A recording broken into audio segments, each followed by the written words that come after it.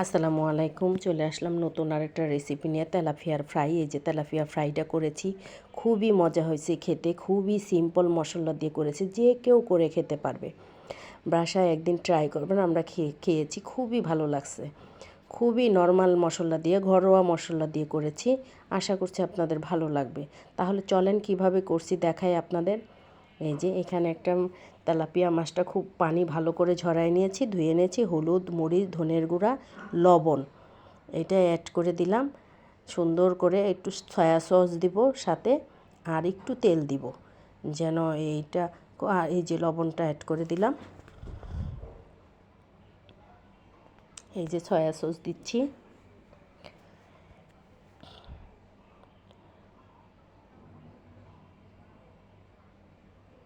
অল্প পরিমাণ সরিষার তেলটা দিয়ে দিব। এখন হাত দিয়ে ভালো করে মিক্স করতে হবে যেন প্রত্যেকটা মশলা এটার ভিতরে ঢুকে।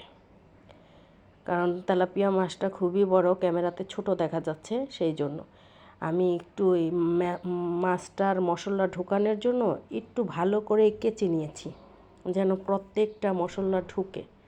সেই জন্য দেখতেই পাচ্ছেন আমার মশলাটা মাখানোটা খুব কমপ্লিট হয়ে গেছে। খুব ভালো করে সাবধানতার সাথে কাজটা করতে হবে।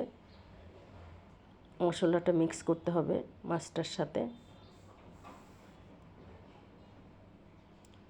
উপর নিচে সব দিক দিয়ে দিতে হবে। আমার এটা মিক্স হয়ে গেছে।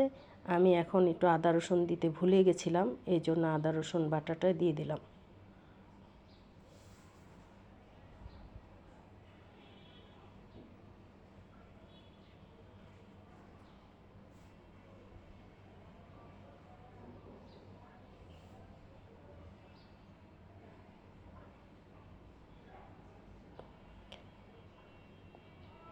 আমার মিক্স হয়ে গেছে মশলাটা। আমি রেস্টে রেখে দিব এটা 1 ঘন্টার জন্য।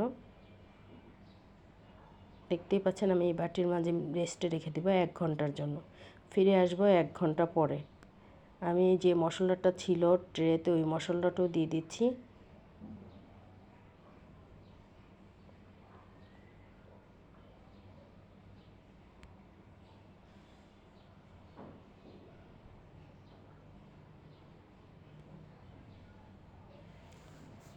এখন ঢেকে দিব, 1 ঘন্টার জন্য ঢেকে রেখে দিব। 1 ঘন্টা পরে ফিরে আসব।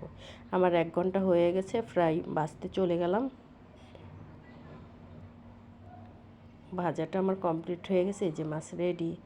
সবাই ভালো থাকবেন। আসসালামু আলাইকুম রহমতুল্লাহি ওয়া বারাকাতুহু।